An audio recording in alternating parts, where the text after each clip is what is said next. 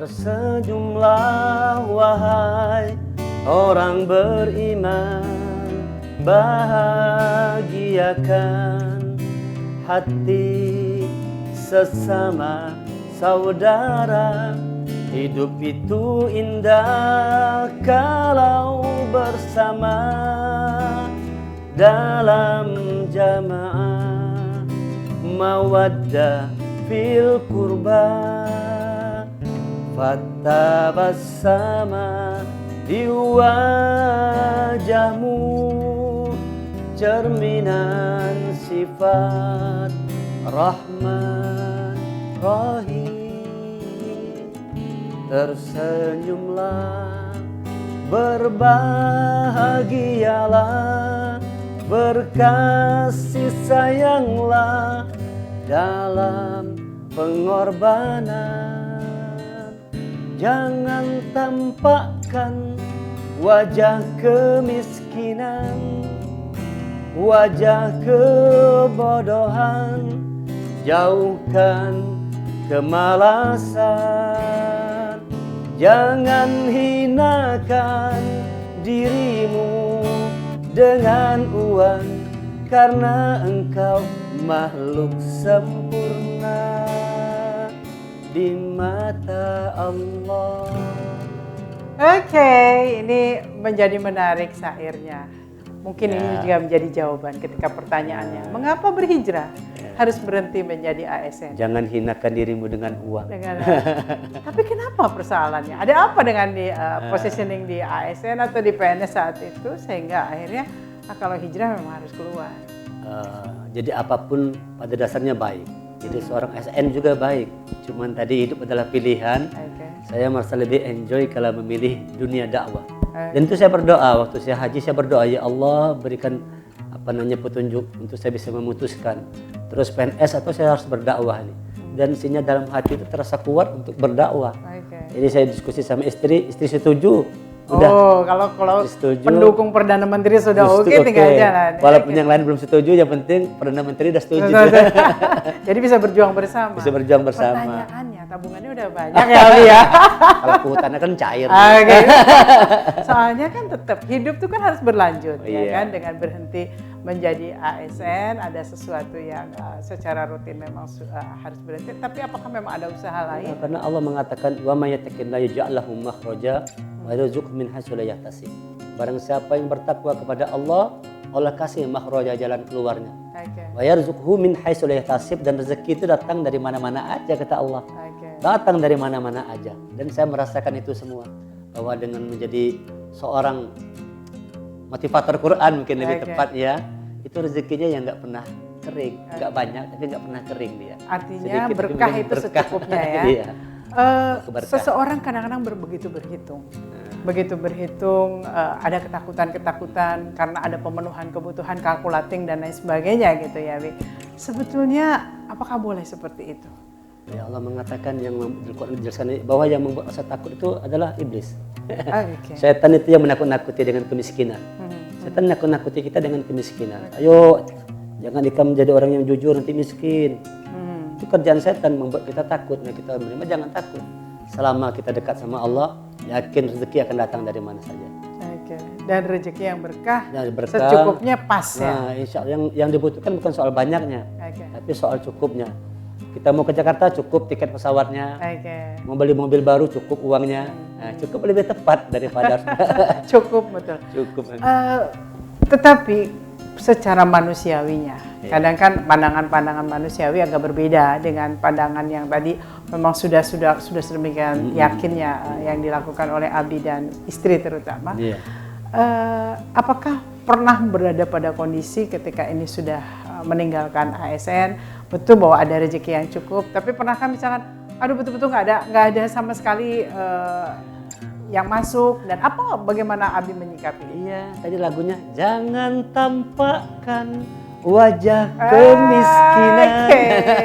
Jadi biarlah semua disimpan, cukup berdua dengan kekasih ya. Jangan tampakkan kemiskinan.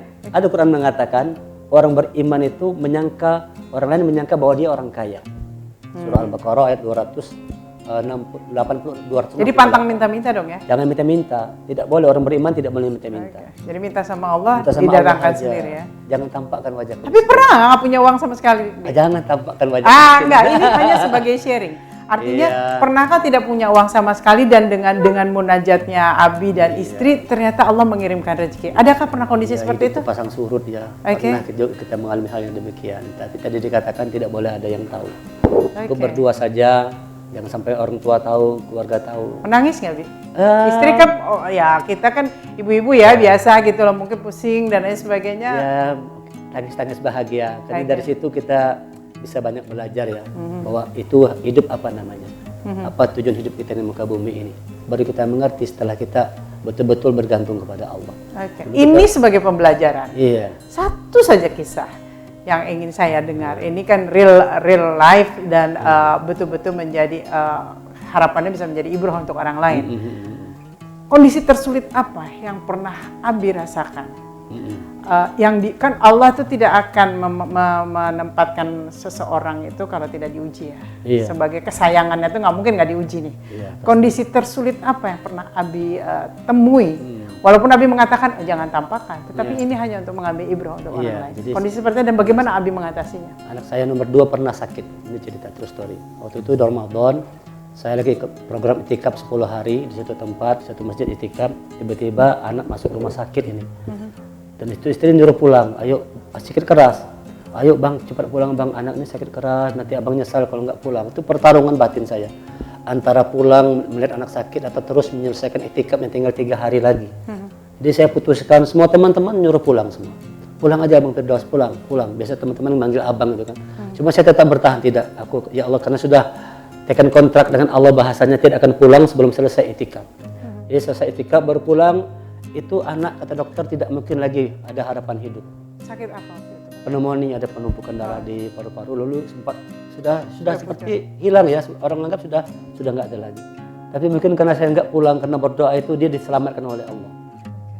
Akhirnya tetap selamat sampai sekarang di rumah sakit 1 bulan. Itu ternyata biaya rumah sakit lebih 30 juta waktu itu. Itu saya merasa benar pertolongan Allah itu sangat luar biasa. Waktu itu abang ada saya nggak punya uang sebanyak itu. Oke. Dan tidak pernah minta dengan teman, tidak minta, tidak ngobrol, tidak punya diam sama keluarga, tidak. Saya bilang sama istri, kita sama-sama berdoa aja sama Allah, minta sama Allah supaya Allah menurunkan pertolongannya. Jadi kami berdoa, itu aja yang dilakukan, berdoa terus ya Allah. Dan ternyata benar itu, ternyata ada saja pertolongan Allah lewat A, lewat B, lewat orang-orang yang beriman itu yang membantu ya. Akhirnya malah kita dapat lebih lagi. Biaya rumah sakit itu 30 lebih, saya terkumpul 50 juta. Lewat bantuan orang lain, dan itu tidak minta, Siapa hanya yang mengumpulkan, yang membantu? ada aja teman dari mana, tiba-tiba Bang Firdaus tadi saya transfer uang sekian, oh terima kasih Bang Firdaus, tadi saya gini-gini, dari teman-teman dari mana-mana yang tahu anak kita sakit, tapi saya jaga sama istri, jangan pernah ngomong minta sama orang sedikit pun. Dan itu memang Allah buktikan. Jadi kalau kita punya satu keyakinan, berdoa kepada Allah, karena doa itu punya satu kekuatan. Jadi ini menjadi hikmah besar Iya, dalam perjalanan hidup, jadi Bang. ini hikmah besar dalam perjalanan hidup, bahwa kita jangan pernah lepas berdoa kepada Allah ya. Kalau kita punya anak yang saat ini mungkin belum baik, doakan terus. Doakan untuk jadi anak yang baik, jangan kita marah-marahin, jangan dipukul-pukulin dan sebagainya. Doakan terus. Pegang kepala anak, doakan yang baik buat dirinya.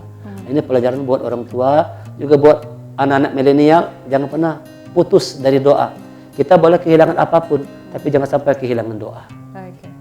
Ketika proses tadi memilih antara menyelesaikan tekan kontrak dengan Allah dan istri yang tentunya sangat galau, harus menunggui anak dalam kondisi yang ya kolaps seperti itu, kan biasanya yang akan timbul adalah pandangan-pandangan manusia. Bagaimana Abi mengatasi pandangan-pandangan manusia ini? Bahwa bisa jadi apakah juga sempat tercetus dari juga istri, mungkin itu ini kok keterlaluan ya sebagai seorang ayah, lebih mementingkan dirinya, kan dianggapnya seperti itu daripada anak. Pernahkah seperti itu terbayangkan atau terjawabkan? Kalau istri saya alhamdulillah dia kuat. Jadi komplain tidak datang dari istri. Justru dari orang lain yang datang. Kok ini Firdaus ini tega-teganya begini-begini ya. Istri saya enggak, malah dia begitu saya ngomong, abang saya sakit itikaf, ayo bang doakan anak kita bang supaya sembuh.